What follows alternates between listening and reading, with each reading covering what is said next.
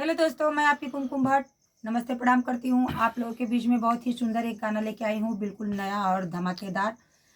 आप लोग सुनिएगा, ध्यान से सुनिएगा और अपना कमेंट ज़रूर करिएगा प्यार भरा कि देखिए आज के समय में क्या सबकी ससुराल बैकुंठ ही हो गई है।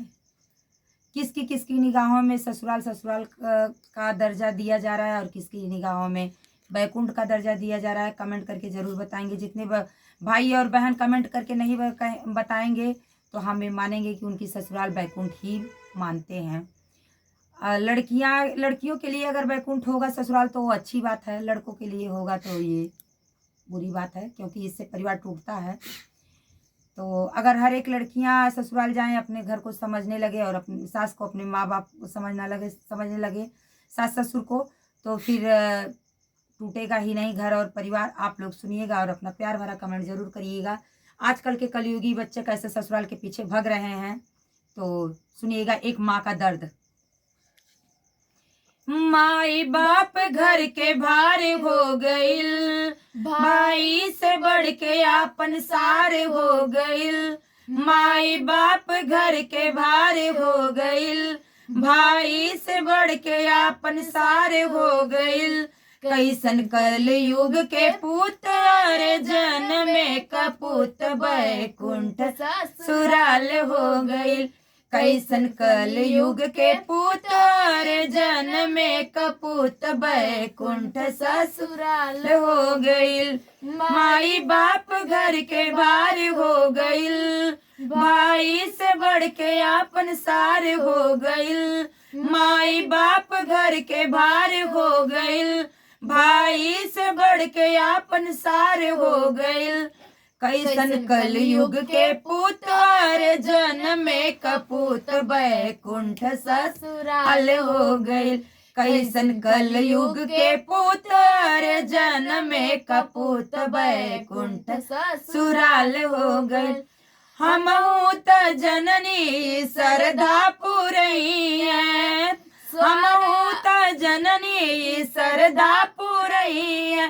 सारा सपनवाई माटी में मिलईन, हमहू त जननी सरधा पुरई है।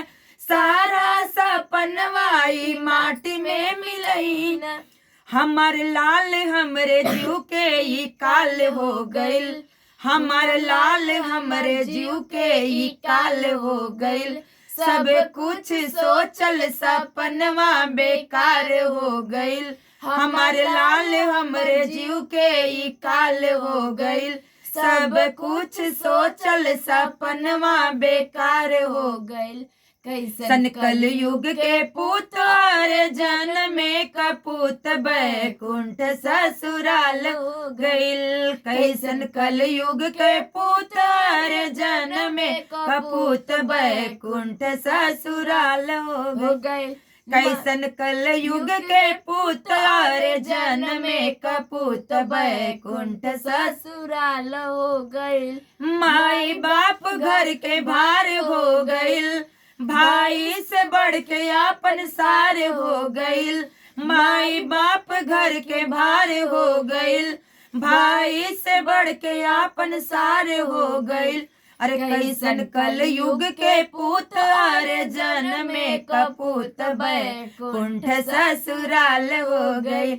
अरे कैसन कल युग के पुत अरे जन्मे कपूत बैकुंठ ससुराल हो गइल। कैसन कल युग के पुत अरे जन्मे कपूत बैकुंठ ससुराल हो गइल।